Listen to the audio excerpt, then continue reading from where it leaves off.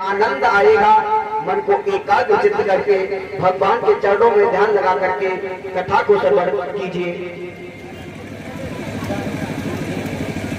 श्री सुखदेव जी और मनु पुत्र परीक्षित को श्रीमद् भागवत का रसास्वादन कराने लगे हैं। बोले, हे राजन, अब हम आपको बताते हैं कि यादव वंश कहां से चला और इसी यादव वंश में आगे चल करके भगवान योगी राज श्री कृष्ण ने 16 कलाओं से अवतार लिया। इसीलिए इस वंश को बड़ा ही पवित्र बताया जाता है। इस यादव वंश को बड़ा ही पवित्र वंश बताया जाता है। वर्णयाम महापुण्यम सर्व पाप हरा निराम यदोर वर्षम नरर सुतवा सर्व पापय प्रमोक्षति।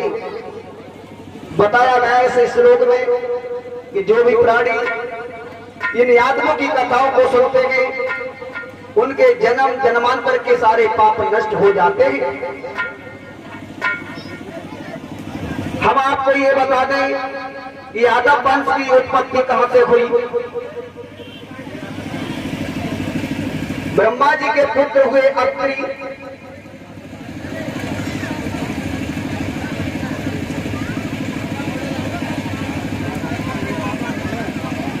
और अत्रि की पत्नी अनुसुईया से हुए चंद्रमा।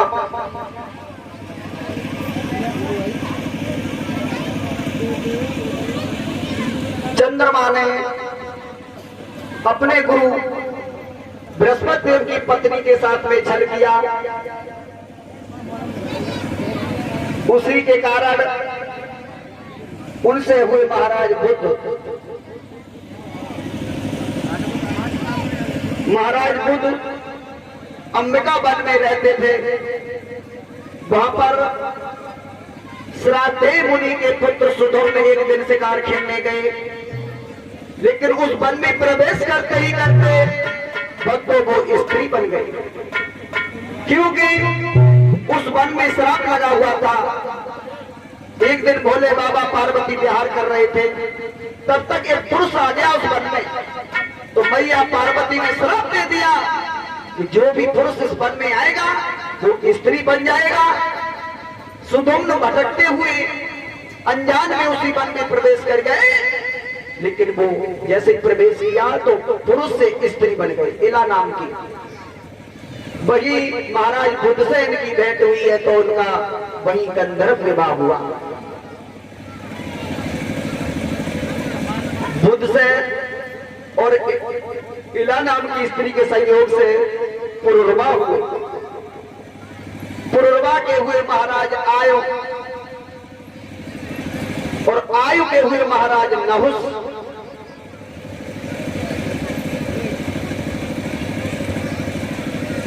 भक्तों, नहुस जो थे, इन्होंने 100 अश्वमेध यज्ञ जब पूर्ण किए थे तो ये इंद्रासन के अधिकारी बन गए।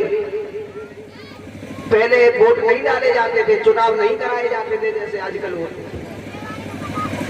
आजकल की तरह चुनाव नहीं होते थे। पहले अगर कोई जो 100 अश्वमेध यज्ञ पूर्ण कर लेता था या तपस्या करके वरदान में जो सफल हो जाता था तपस्या में, वही इंद्र का अधिकारी बनता था। और ये भी बता दें, इंद्र किसी का नाम नहीं होता। इंद्र एक पदवी है, जैसे आजकल मुख्यमंत्री की पदवी है, प्रधानमंत्री की पदवी है, रेल मंत्री की पदवी है, रक्षा मंत्री की पदवी है, गृह मंत्री की पदवी है, ऐसे ही पदवी हुआ करती है। तो ये इंद्र नाम नहीं है किसी का। जो भी इसका अधिकारी बनता था वही इंद्र के नाम से जाना जाता था। और उस समय का इंद्र का नाम भी इंद्र नहीं था, उसका नाम था मलिद्रम। आज महाराज नहुस 100 अश्वमेध यज्ञ करने के बाद जब इंद्रासन के अधिकारी बन गए,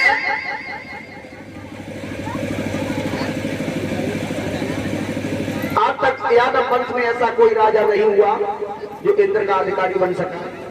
महाराज नहुस ने 100 अश्वमेध यज्ञ पूरे किए तो इंद्र के अधिकारी बन गए इंद्रासन के।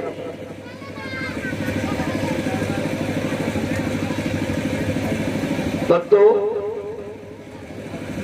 महाराज नहुष जब आनंद के साथ रह रहे एक दिन शिकार खेलने के लिए वन में गए। जब वन से लौट करके घर के लिए चले गए तो पहले वाले इंद्र की पत्नी जिसका नाम था सची अपने महलों के ऊपर खड़ी हुई छत पर अपने बालों को सुखा रही थी। और एक बात और बता देना चाहता हूं, औरत चाहे देखने में कितनी कुरूप लगत हो, अगर वो स्नान करने के उपरांत जब केशों को सुखाती है तो उसकी सुंदरता का वर्णन हम अपने वाणी से नहीं कर सकते।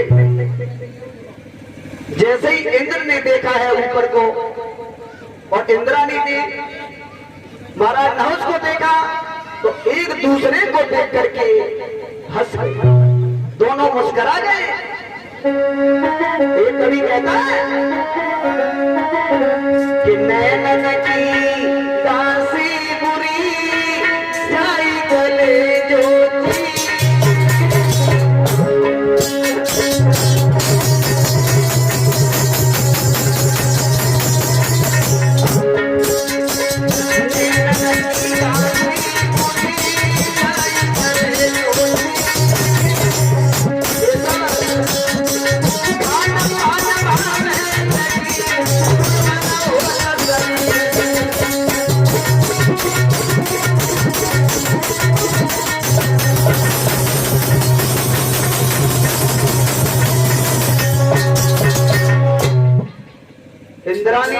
इंद्राणी ने महाराज नहुष की ओर देखा, नहुष ने इंद्राणी की ओर देखा।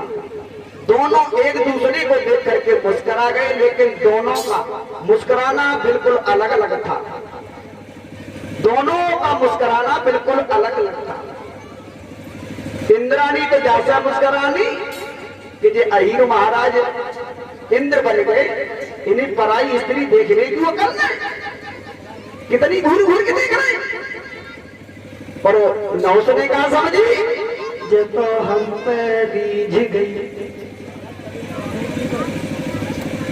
सोचो, दुश्मन की औरत रीझा करती, दुश्मन की औरत तुम्हारा नाश चाहेगी, रीझागी नहीं। महाराज नहुष ने घोड़ा में हेड लगाई, दरबार में पहुंचे, कागज कलम दबात मंगाई और पहले वाले इंद्र की पत्नी सच्ची को पत्र लिखा। मेरे दिल की देवी शास्त्री नमस्ते, अस्त्र कुशलम तत्र हस्तु। अपरन समाचार ये है कि जब मैं शिकार करके लौट रहा था तुम अपने छत के ऊपर खड़ी हुई अपने बालों को सुखा रही थी। तुम्हारा चंद्रमा जैसा मुखड़ा देखकर मैं अपने दिल के हाथों मजबूर हो गया। मैं तुम्हारे साथ में भोग करना चाहता हूँ। अगर तुमने मना कर दिया तो तुम्हें और तुम्हारे पति को जिंदा जमीन में दबा दूंगा। और पीछे अपने हस्ताक्षर कर दिए, भेज दिया पत्र। भक्तों, एक बार और बताऊं, जब तुम्हारा चित्त पराई बहन बेटी पर बिगड़ने लगे तो समझ लेना मेरा विनाश होने वाला है। जब तुम्हारा चित्त पराई बहन बेटी पर खराब होने लगा समझ लेना नाश की पहली सीढ़ी। और कुछ बातें हमारी ऐसी हैं भैया जो हमेशा अपनी जेब में रख के घूमना, हमेशा हमेशा। क्या